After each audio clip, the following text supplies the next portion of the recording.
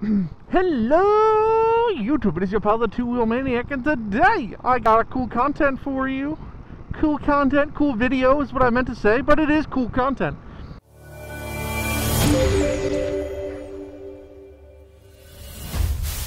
Agents of the Resistance. We must rise. We must resist. Hypermiling. A lot of people buy motorcycles because they're economic. They're fuel efficient. Good for the environment. The last part's actually a lie. Check out Mythbusters. But they are very fuel efficient. But a lot of times we buy big adventure bikes because they're fuel efficient, or big sports bikes because they can be fuel efficient, and then we rag on them to the point where they're not super fuel efficient. But what can we do to improve fuel efficiency? Well, there are a few schools of thought here. But in the car world, this is known as hypermiling, and that's just getting as many MPGs as you can out of your car.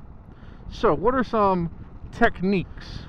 But the three techniques that I know are drafting, pulse and glide, and slow the F down. Let's start with slow the F down because that one's easy.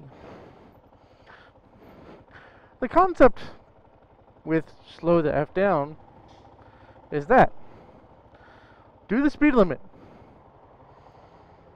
If you'd be surprised at how much better gas mileage you get if you just do the speed limit 5-10 miles an hour over versus the actual speed limit. Saves you a lot of money. For example, when Memorial Day weekend, I took Miss KLR here down to the beach and then down to Virginia Beach and back. Down to the beach there is a long section of highway that's 65, 75 miles an hour.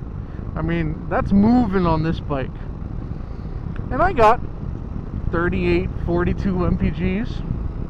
Respectable for a KLR 650 big single thumper.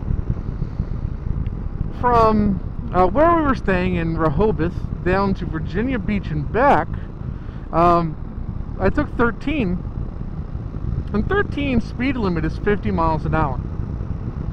So I did 50, 55, and I got there and back averaging 56 miles to the gallon.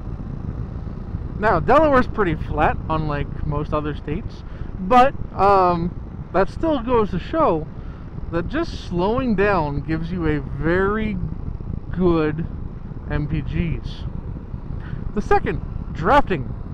NASCAR, NASCAR, NASCAR! This is the act of following someone who's in front of you who is displacing the air, so your car has to work less hard to get through it. I can't really say that this works, but when you set your cruise control to the same speed as the car behind you, I find that the car doesn't have to make corrections to speed up nearly as much. So the instant MPG calculator is always higher. Not bad. But I can't give you real world numbers because that one's tough to monitor. So we did slow the F down and we did drafting all NASCAR style.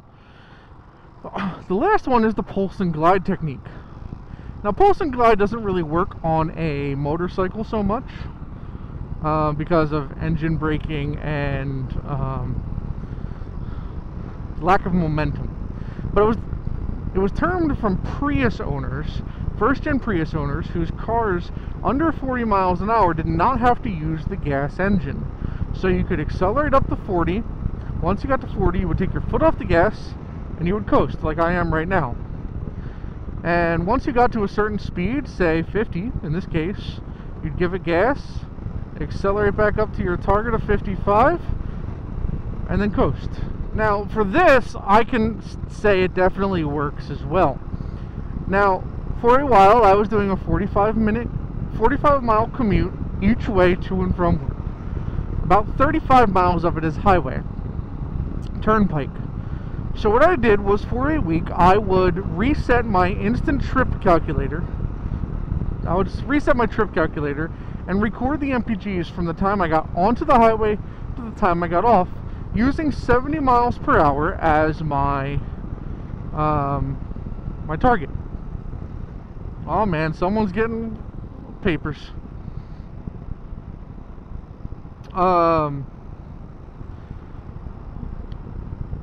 And then that gave me in my car about 31.2 MPGs.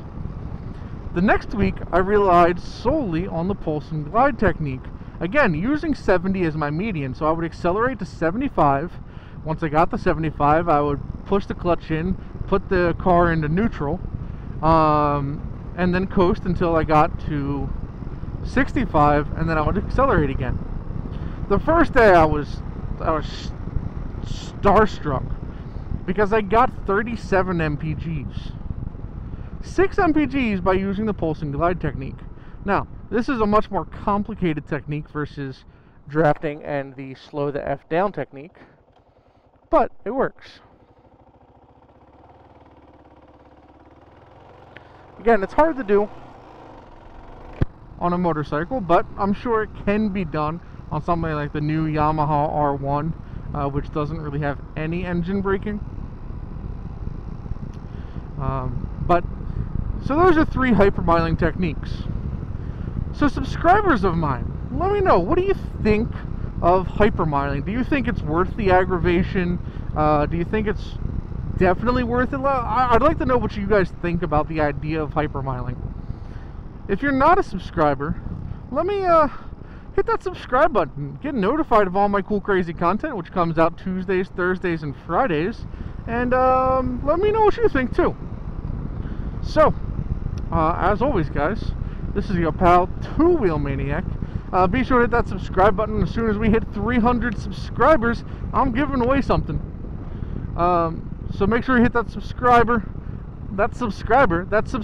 button. And yeah, until next time, guys, stay hungry, stay foolish, and I'll catch you on the flip side. Oh.